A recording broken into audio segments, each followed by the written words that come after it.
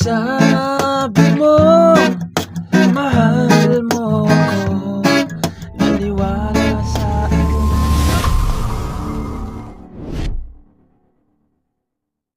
Hello mga ka-idol! So ngayon, meron na naman akong ituturo sa inyong napakagandang kanta. Yung title pala nitong kantang ituturo ko ngayon sa inyo ay yung Sabi Mo, Ako Lamang by Men Opus. So, itong kanta na to is naturo na natin, strumming version yon, no? So, dito sa tutorial natin is reggae version naman, no? So, napakaganda nito. Practicein nyo lang lagi yung bar chords para matugtog nyo to ng reggae, no? So, dito pala sa reggae pattern natin is magiging dalawang klase. So, yung reggae pattern natin, yung palagi lang natin itinuturo, yung magbe-bass kayo, tapos isasama nyo yung string, okay? Ganon.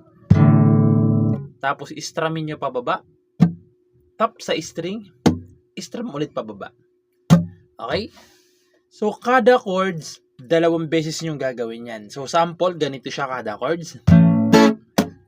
Isa pa. Tsaka na kayo lilipat. Na? Pag may open-close parenthesis naman, isang beses na lang. So, sasampulan ko din. Pag may open-close parenthesis yung chords, ganito na lang. Lilipat na kaagad. So, ganun yung reggae pattern natin hanggang matapos na yung kanta. So, ngayon, proceed na tayo dito sa kanyang whole verse. So, yung whole verse niya rito mga ka-idol is E. Ayan. So, walang mga open-close parenthesis yung mga chords na yan, no? So, yung E, nasa 7, ay ito pala, sorry.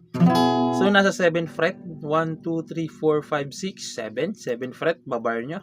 Dito naman sa kanyang 8, 9. Okay, sa 9 fret. Second string, third tsaka fourth. So, ganito kasi ako mag-ipit. Ayan. E, tapos pupunta kayo ng A.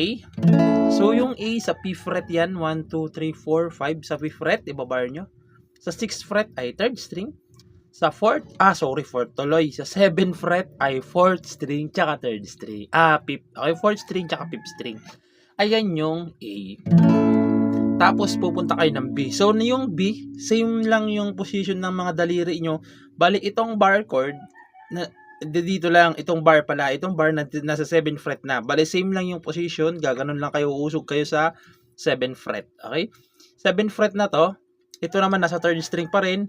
5th string pa rin. 4th string pa rin. Okay? Ayan yung B. So, ayan, no? Nasa 7th fret yung bar natin, ha? Baka malito kayo. Okay, pagkatapos ng B, pupunta kayo ng E ulit. Okay? So, ayan, E. Yung apat na chords na yan is 4 times nyo rin gagawin. Okay? 4 na beses nyo gagawin yung 4 na chords na yan. No? So, sasampulan ko para mas maintindihan nyo kung paano siya tugtugin. So, ganito naman siya kapag kinantahan sa whole verse niya. Nasaan ang pag-ibig mo? Dati ay nadarama, sa puso mo'y naglaho na. Isa pa kasi 4. Kahit nasaan naman, para kang mag-iisa. Di ba't mayroon ka na nga iba? Tapos pangatlo, pilit kang isipin na ako'y mahal mo pa. Ito'y hindi ko magawa. Pang-apat na to, last. Huwag mo nang itago pa, kung sadyang ayaw mo na. Sana ay lumigaya ka. Tapos chorus na siya. Sabi mo ay ako lamang. Papasok na yung kanyang chorus, no? So, ngayon, proceed naman tayo sa kanyang chorus. So, yung chorus niya rito mga ka-idol, kung mapapansin nyo, may mga open-close parenthesis na, no? So, yung chords dyan sa chorus is A. So, hindi na natin iisa-isahin yung chords, no? Kasi naisa-isa na natin kanina. So, A, na nasa loob ng open-close parenthesis. B, na nasa loob ng open-close parenthesis.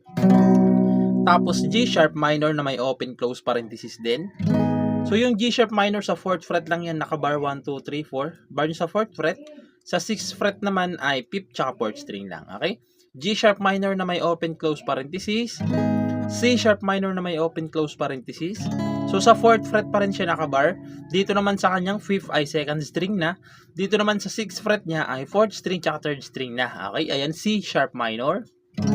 na may open close parenthesis, tapos babalik lang kayo ng A na meron pa ring open close parenthesis, B na meron pa rin, tapos isang E na wala ng open close parenthesis. Okay, sa dulo na E wala na siyang open close parenthesis. Now, lahat ng chords na yan, 2 beses yung gagawin sa chorus. Okay? 2 times yung gagawin.